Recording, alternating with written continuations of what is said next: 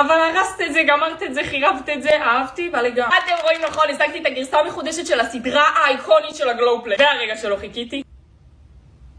איזה מספק. תמיד כדי שזה ייראה שרוף מהשמש, תרכזו בעיקר את הסומק באזור הזה של הפנים. תמיד שמה בבצח ובסנטר, כי ככה זה נראה שרוף מהשמש. עכשיו, בגלל שיש בו מלא שמנים בכללים מלא רכיבים שמטפחים את העור, אז אפשר להשתמש פה גם לשפתיים. איך אני אוהבת 200,000 מוצרים במוצר אחד. נראה לי שמצאתי את הסומק הכי יפה לעשות איתו לוק שרוף. זה הגוון צלמו מסר. מה אני אוהבת? ממש כעסים אותו, כאילו אפילו לא צריך מראה. ליטרלי עם האצבע. שפתון סגול. ככה. וואו. שניהם גם לפנים וגם לשפתיים. שים ממנו גם. נוסיף נמשי, קצת הגבות ומושלם.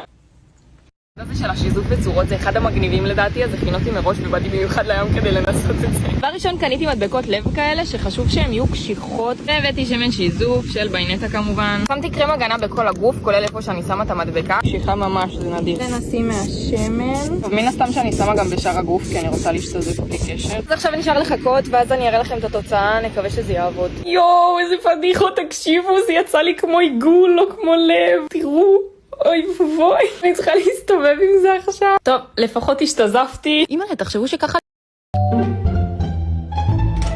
חיים שלי, באתי כמוך. איף, עוד מעריצה.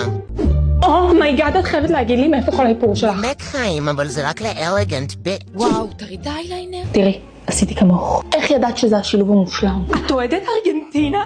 וואו, ארגנטינה!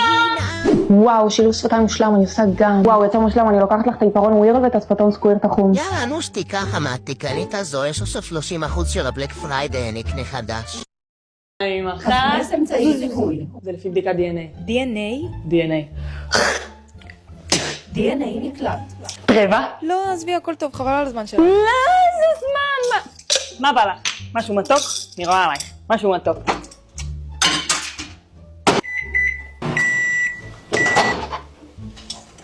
מה? איך את...